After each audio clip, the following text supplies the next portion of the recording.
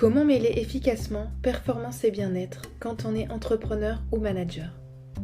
Allons à l'essentiel. Je sais que tu te donnes à 200%, mais tu kiffes pas à 100%. Et tu aimerais être à 80% pour obtenir 120%. Ensemble, apprenons à ralentir. Et si la performance se trouvait aussi dans le ralentissement? Slower is faster. Objectif 2023, et si on s'en foutait? C'est ce que nous allons voir ensemble dans ce tout nouvel épisode.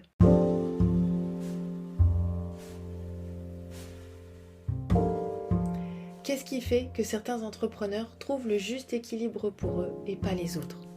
Je m'appelle Aurélie et je suis coach et amoureuse de la psychologie et de la compréhension de l'humain. J'ai commencé mon aventure entrepreneuriale en tant que créatrice de contenu et c'est tout naturellement que j'ai évolué et me suis dirigée vers l'accompagnement pour devenir coach et mentor d'entrepreneurs. Je les aide à s'aligner en profondeur avec eux-mêmes pour trouver le juste équilibre pour eux et ainsi retrouver de la sérénité au quotidien. Ma méthode repose sur 3 piliers. La connaissance de soi, car sans conscience, on ne peut rien optimiser ni changer. L'essentialisme, car je suis fascinée par la question « Quel est le challenge qui, si on le résout, résoudra la plupart des autres challenges ?» Et enfin, la reconnexion au corps. L'alignement cœur-corps-mental est indispensable pour une vie remplie. Mon expérience de plus de 5 ans de recherche et plus de 150 entrepreneurs et managers accompagnés, individuellement et même bien plus collectivement, m'ont amené à affiner la réponse à la question « Comment mêler efficacement performance et bien-être quand on est entrepreneur ou manager ?» Intrigué ?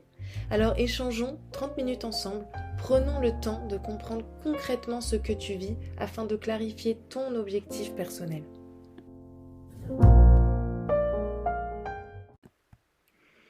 Bonjour et bienvenue. Alors je sais que ce titre intrigue. Voilà, objectif 2023, et si on s'en foutait? C'est une vraie question, et c'est une question que je me suis posée et que je pose là, aujourd'hui, et que j'ai envie de partager avec toi. En fait, là, c'est le moment, on est fin novembre, début décembre, c'est le moment où on se fixe ses objectifs pour 2023. En tout cas, c'est ce qu'on voit partout. On entend parler de ça partout sur les réseaux sociaux.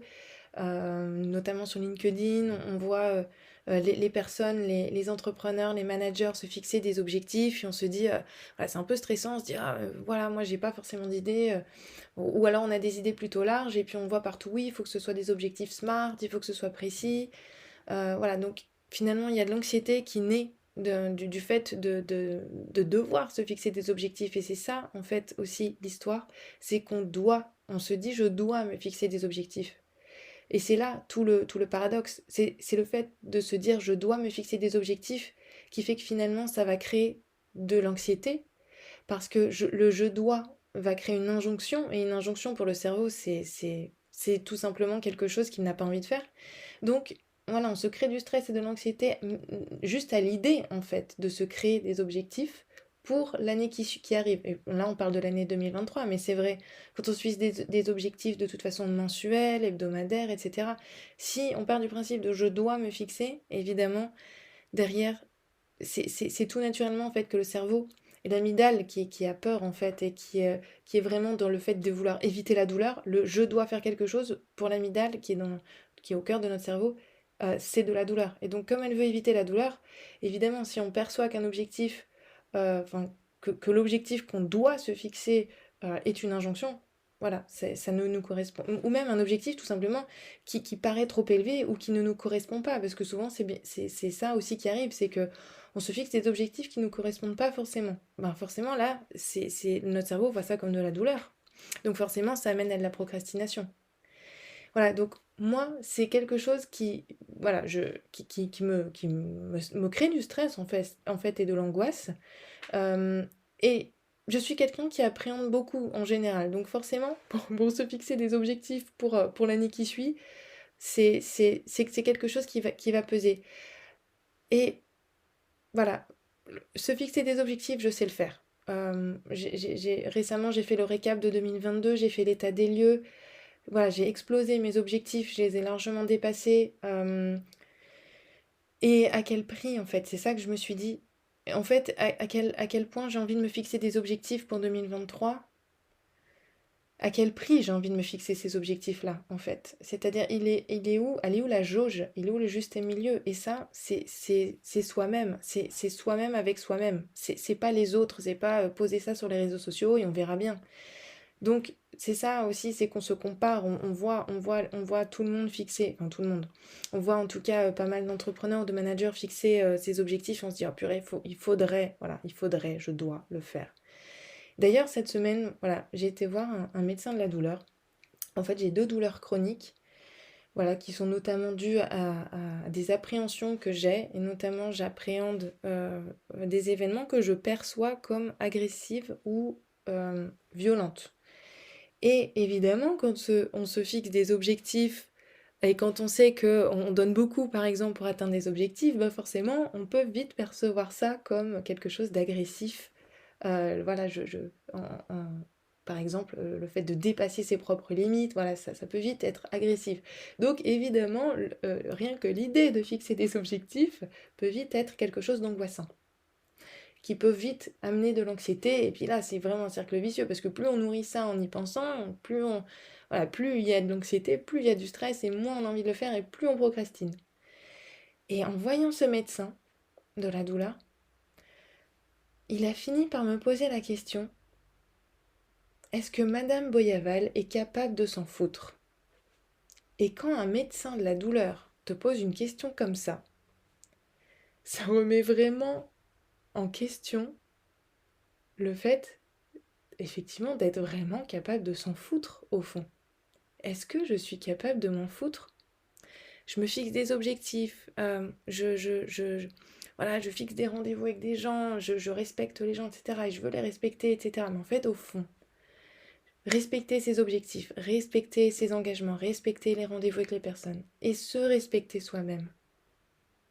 Où est le juste milieu de ce respect-là, justement? C'est vraiment la question que j'en suis venue à me poser. Et évidemment, j'ai écrit ce que j'aimerais faire en 2023. Évidemment que je me suis fixé des objectifs. Le but, c'est pas de totalement s'en foutre, parce qu'on est d'accord que si on a envie de se créer une vie qui nous corresponde, évidemment, il faut avoir un minimum une vision. Hein. C'est important, on est d'accord. Et c'est important de savoir où on va, en fait. Mais surtout, je me suis posé la question, qu'est-ce qui est vraiment important pour moi? Qu'est-ce que je veux vraiment faire? L'année dernière et l'année d'avant, enfin voilà, ça fait quelques années que je me fixe des objectifs avec tout ce qu'on peut voir dans le développement personnel, dans le business en général.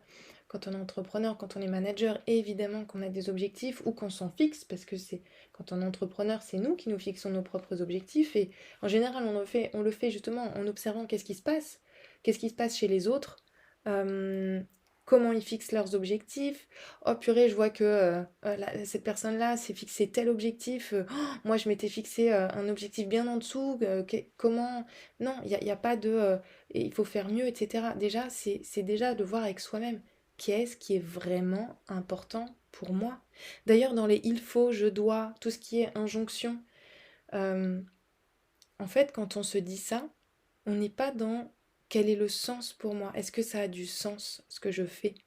Donc je pense que la première question à se poser, c'est qu'est-ce qui est vraiment important au fond pour moi?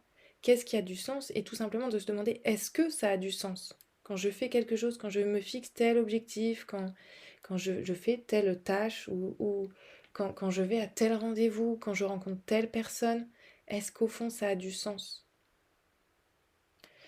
D'ailleurs, pour rappel, un objectif, en fait, c'est fait pour nous motiver. C'est fait pour nous donner une direction. C'est pas fait pour être atteint en soi. En fait, c'est juste un feedback, c'est un indicateur.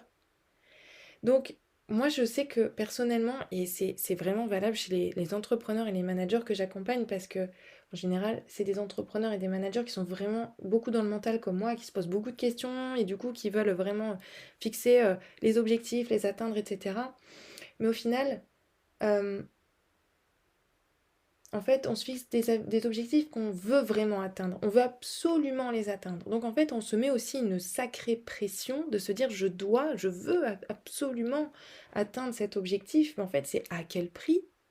À quel prix? C'est-à-dire que on se fixe des objectifs pour fin 2023. Faut pas oublier que fin 2023, c'est dans un an. Qu'est-ce qui dit que dans un an, j'ai toujours envie d'atteindre cet objectif? Donc en fait, c'est un indicateur, c'est une direction, ça me permet de partir vers cette direction, et ça ne veut pas dire qu'en cours d'année, je n'ai pas le droit de changer d'objectif ou de l'ajuster, de le mettre un peu en dessous, un peu au-dessus, de changer une partie de l'objectif, peut-être une personne avec qui j'ai envie de collaborer, le genre de client, ou tout simplement, oui, une partie qu'on n'a pas forcément, qu'on n'avait pas forcément pensé d'aborder aussi, parce que voilà, le fait de s'ouvrir à la possibilité qu'il y ait d'autres indicateurs, d'autres choses qui peuvent nous arriver, qu'on puisse le rajouter comme ça au fur et à mesure. Et donc, moi, je me suis posé la question, qu'est-ce qui est vraiment important pour moi? Sachant que j'en parlais au début du podcast, voilà, j'ai 2 douleurs chroniques, je sens voilà, que l'anxiété, l'angoisse que j'ai depuis des années et sur lesquelles j'ai beaucoup déjà travaillé, bah là, c'est comme si ça devenait vraiment une priorité. En fait, c'est ça, c'est une question de priorité. Quelles sont mes propres priorités? Et donc, comment je fixe mes objectifs par rapport à mes propres priorités? Et là, ma santé, apprendre à ralentir, apprendre à être là pour moi. Ça, c'est mes objectifs pour 2023, en fait. Je dis pas que je sais pas le faire, parce que je sais que je sais le faire. Par contre, j'ai vraiment envie que ça soit ma priorité. Je veux vraiment le faire passer au premier plan, avant d'autres objectifs. Donc c'est ça aussi, c'est une histoire de priorisation d'objectifs. On peut s'en mettre plusieurs. Mais moi, j'ai vraiment quelque chose que j'adore faire. D'ailleurs, je le fais pratiquement tous les jours. Et donc à la semaine, au mois, on peut le faire au jour, à la semaine, au mois et à l'année, même sur les 5 ans, etc. C'est de se poser une simple question. Quelle est la chose essentielle que je peux faire aujourd'hui, cette semaine, ce mois-ci ou cette année pour, et mon objectif, donc là en l'occurrence mon bien-être, de sorte que tout le reste soit plus facile, voire devienne inutile, qui me fera me sentir fière, qui me fera me sentir remplie en fait. Le but c'est vraiment au final de retrouver du sens. On fait, encore une fois, on fait beaucoup de choses par devoir, par injonction, je dois, il faut que. Retrouvons du sens. Et pour ça, vraiment, se demander quelles sont les choses essentielles. Et en général, il n'y en a pas énormément. Là, par exemple, aujourd'hui, la chose essentielle que je voulais faire, c'était tourner ce podcast. Et finalement, tout le reste, c'est du bonus. Donc oui, j'ai d'autres choses dans mon agenda, oui, j'ai d'autres objectifs, mais finalement, c'est pas des choses qui sont essentielles sur le long terme. Ou en tout cas, ça va venir se greffer. Le fait de faire mon podcast, le fait de pouvoir le diffuser, le fait de savoir que ben, potentiellement ça va parler ne serait-ce qu'à une seule personne, peut-être même ce sera dans 6 mois, dans un an, peut-être ce sera même dans 5 ans et on parlait des objectifs 2023, mais c'est vrai pour n'importe quelle année finalement. Donc rien que ça, voilà, c'est quelque chose d'essentiel aujourd'hui. En fait, moi je pense encore une fois, c'est qu'on se compare trop en fait, notamment sur les réseaux sociaux, mais pas que, hein, mais c'est vrai que c'est un bel exemple imagé. On se comparait énormément aux autres entrepreneurs, aux autres managers, surtout quand on est entrepreneur et qu'on n'a pas forcément de collègues directs. Alors, on a d'autres entrepreneurs qui font comme nous, on a des entrepreneurs qui font même pas forcément comme nous, mais voilà, on a de l'affinité, on échange, etc. Mais c'est pas comme avoir des collègues comme on est dans une entreprise. Et du coup, on se compare facilement à ce qu'on peut voir sur les réseaux sociaux. Sauf qu'il ne faut pas oublier qu'on ne voit qu'une seule facette. C'est facile d'afficher ses objectifs sur les réseaux sociaux. Et c'est facile de dire, ouais, moi j'ai prévu de faire ceci, cela. Ou c'est facile aussi de dire, oui, moi j'ai atteint 5 objectifs de 2022. Mais en fait, la personne s'en était fixé 50. Tu vois? Donc c'est ça aussi. Elle est où la mesure en fait? Il est où le. J'ai pas le mot qui me vient, mais le gap en fait entre la réalité, les faits et ce que les gens racontent. Donc c'est ça aussi, c'est de pouvoir prendre du recul par rapport à ce qu'on peut voir, à ce qu'on peut entendre et à toute l'histoire que nous on se crée finalement. par rapport à ce qu'on peut voir, entendre et surtout à tout ce qu'on peut imaginer tout simplement. C'est comme ça aussi qu'on crée de l'anxiété, de l'angoisse, c'est le fait de se raconter des histoires, le fait de nourrir cette anxiété et les histoires qu'on se raconte autour de ça. Donc concrètement, moi j'ai une question à te poser. Quelle est la chose que, si tu l'as fait en 2023, fera que ton année sera remplie, que ton année sera réussie, que tu te sentiras fier de toi? Ce podcast t'a plu? N'hésite pas à le partager à une personne qui en aurait besoin, à prendre 30 secondes pour ajouter une note au podcast, à rejoindre le canal Telegram pour des conseils actionnables au quotidien et à te demander quelle est la pépite que tu retiens de ce podcast. Comment peux-tu l'implémenter concrètement dans ton quotidien? L'une des meilleures façons de retenir ce qu'on apprend, c'est de l'expliquer à quelqu'un. Alors choisis une personne à qui ça pourrait être utile et explique-lui ta pépite et son contexte dans ton quotidien.